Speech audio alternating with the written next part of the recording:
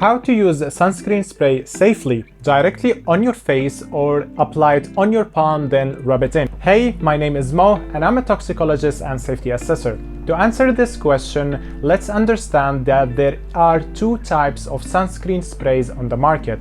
Some are pump-based and the other are propellant-based, which mean containing a gas that help with the spray process. These forms of sunscreen and also powder sunscreen carry the risk of inhalation and oral exposure.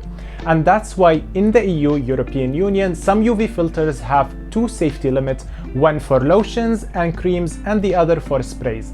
For example, octocrylene is allowed up to 10% in creams and lotion and 9% for propellant sprays. When sprays are safety assessed, many factors can affect the safety outcome, including the sprayed droplets properties, for example, the density of those droplets, electrostatic properties, and hygroscopicity, which is a fancy word that describes the ability of any substance to attract and hold water molecules from the environment.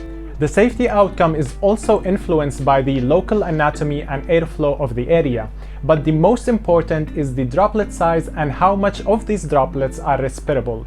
Respirable means the number of droplets that can be inhaled deeply to reach the lungs. The SCCS commented that the respirable fraction should be the responsibility of the company and should be below 0.2 or less than 20% of the droplet released by the spray are respirable. Unfortunately, as a consumer, you don't have this kind of information and you have to follow the instruction of use provided by the brand. So if the brand says spray directly on your face, then they made sure that the droplet size and RF factor is less than 0.2. If it says to apply it on your palm and rub it in, then follow these instructions. If the instructions are not clear or not provided, you can email the brand or use the low-risk approach by applying it on your palm and rub it in. In my opinion, always apply it on your palm and rub it in for better application and you reduce risk of inhalation. As always, stay safe and see you in the next one.